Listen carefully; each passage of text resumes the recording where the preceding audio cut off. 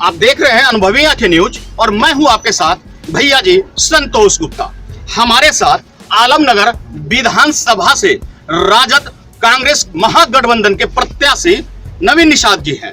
निषाद जी पेशे से इंजीनियर हैं, अक्सर मैप बनाते हैं और अक्सर एक खूबसूरत तस्वीरों को अंजाम देते हैं मूलभूत सुविधाओं के साथ। क्या आलमनगर विधानसभा को भी इंजीनियर साहब कुछ नया रूप देंगे? हम जानने की कोशिश करेंगे इंजीनियर साहब से कि आखिरकार उसके मन में क्या ऐसी बातें आई जो जनता के बीच 27 सालों से काबिज पिछले 27 वर्षों के राजा को सिंहासन हिला दिया गया है। जनता एक नई उम्मीद के साथ एक नया नेता चुनने को आतुर है। आइए हम बात करते हैं निषाद जी से और पूछेंगे कि क्या इंजीनियरिंग के बाद राजनीति का पेशा आपको ज्यादा लुभा गया या फिर ये काजल की कोठरी आपको ज्यादा पसंद आ गई?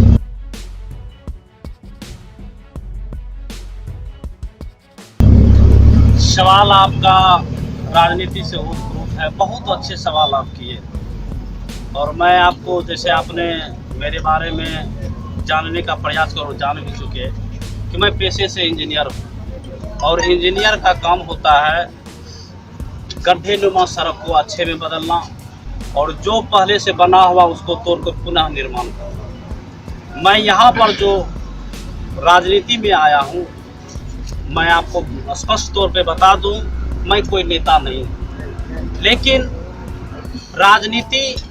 राज अलग है, नीति अलग है। यहाँ के माननीय मंत्री महोदय के जो है राज ही रहने देता है और नीति को साफ कर देता है। और उसी परिप्रेक्ष्य में हम जो इस बीच में आए हैं अपने समाज में, इस आलमनगर विधानसभा में, हम एक समाज के, हमारा जो पृष्ठभूमि, जीवन का जो पृष्ठभूमि है, मैं सबों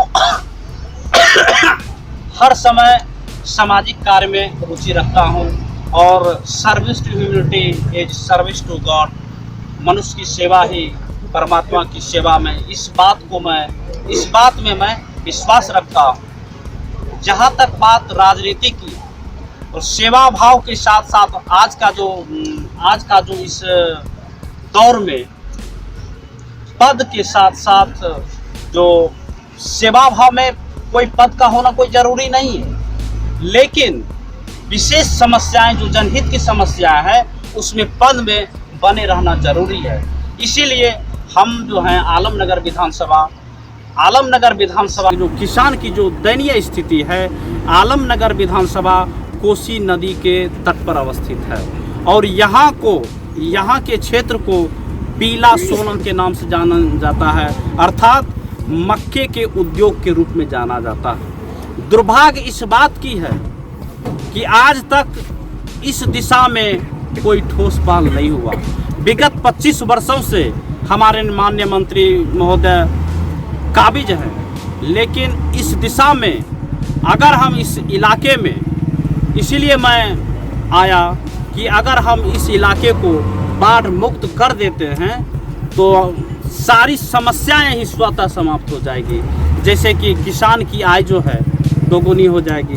प्रत्येक वर्ष इस कोसी नदी की बाढ़ की विभीषिका यहाँ के जनमानस को हमेशा मन को विचलित कर देता है, लेकिन जीने को भी मजबूर रहता है, क्योंकि उसके समझ लीजिए यहाँ के नेताओं के द्वारा जो उनको जीवन में लगता है कि उसी राजनीति के कालिक स्याही से लिख दिए हैं कि आप सभी का जीवन इसी लायक है। मैं इस कालिक को धोने का प्रयास करूंगा और मैं वादा करता हूं 25 साल जनता ने इन्हें दिया है, मुझे 5 साल दे। और मैं दावे के साथ कहता हूं, मैं इस 5 वर्ष के अंतर्गत निश्चित रूप से भाई तेजस्वी जी को भाई मुख्यमंत्री बनने के लिए की दिशा में वो बिहार की जनता ने उसे भावी तेजस्वी मान लिया है। उनसे विशेष आग्रह करके विधानसभा में क्वेश्चन राइज करके, अगर हमारी सरकार भी नहीं सुनेगी तो हम विधानसभा में क्वेश्चन रखेंगे और इलाके की जो जन समस्याएं हैं, बाढ़ सुरक्षा बांध निर्माण करा के यहाँ की समस्या को स्वतः समाप्त कर देंगे और किसानों की आय दोगुनी हो जाएगी।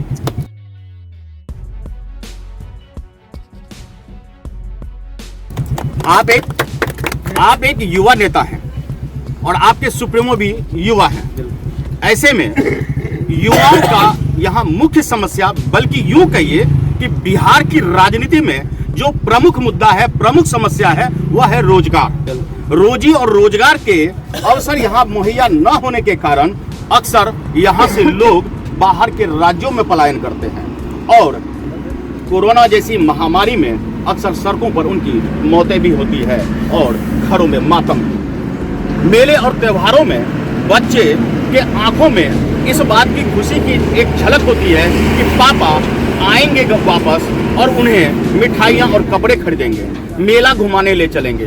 उन्हीं खुशियों के लिए अक्सर मजदूर अपने आंखों में आंसू भरते हैं। क्या योजना है उनके लिए आपके पास?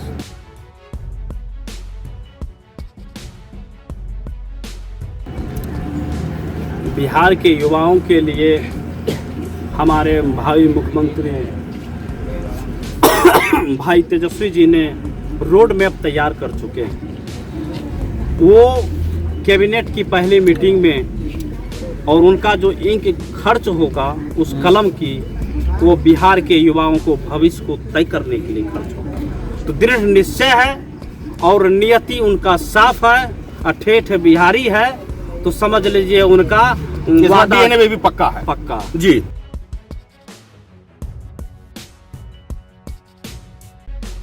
युवा सोच, युवा राजनीति, बिहार में एक नई विकास, क्या यह संभव होगा? राजनीति में शतरंज की बिसात है, चालें चलने को सभी तैयार हैं। किसकी होगी सर, किसकी होगी मात, कौन करेगा भीतरीघात? 10 तारीख को नतीजे सामने आएंगे, चुनावी पिटारा खुलेगा, लेकिन उससे पहले 7 नवंबर को अपने नजदीकी बूथ पर जाकर बटन दबाना न भूलें। सोच समझकर अपने लिए एक ऐसे नेता को चुने जो आपके बीच का हो, जो आपके लिए सोचता हो, न कि बरसों से चला आ रहा किसी भी कवायद को दोहराया जाए। दोहराना तो है तो इतिहास बदलिए, परिवर्तन बदलिए और सोच बदलिए, बढ़िए और आगे बढ़िए। एक अच्छी सोच के साथ, एक नई सोच के साथ, एक सोच समझकर आप अपना नेता चुनिए। वोट आपका है और नेता चुनने का अधिकार भी आपका है। हमारे नेताजी चलते चलते कुछ कहना चाहते हैं, जरूर कहिए। हम अंत में एक शब्द कहना चाहेंगे कि आलमनगर विधानसभा का जो इस बार की जो है नेता यहाँ नहीं चुन रहा है, यहाँ के जनमानस जो है यहाँ के बेटा को चुन रहा है, यहाँ के भाई को चुन रहा है, यहाँ के कदम से कदम मिला के चलने वाले साथी को चुन रहा है और हर एक दुख सुख में साथ चलने वाले हमराही को चुन रहा है। साफ संदेश है इस बार जो है यहाँ का बिहार में जो परिवर्तन की जो लहर है, इस बार आलमनगर विधानसभा इतिहास रचने की दहलीज पे खड़ा है। देखना दिलचस्प होगा कि आलमनगर विधानसभा की जनता वर्षों से चली आ रहे जो सरकार में है उन्हें चुनती है या फिर इस बार बदलाव करती है। वोट आखिर किसे अपना भरोसा देता है, आखिर कौन यहाँ का राजा साबित होता है? सिंहासन के इस दौर में 7 नवंबर को मतदान करना है और देखेंगे कि आखिरकार जनता का भरोसा जीतने में कौन कामयाब होता है, किसकी हो जाती है सह और किसकी हो जाती है मात। कहीं मत जाइए, बने रहिए हमारे साथ और देखते रहिए अनुभवी आंखें न्यूज, क्योंकि यह है आपका चैनल, आपकी आवाज। अगर आपने अब तक हमारा चैनल सब्सक्राइब नहीं किया है तो सब्सक्राइब करें और बेल आइकन अवश्य दबाएं ताकि खबरों का नोटिफिकेशन आपको मिलता रहे।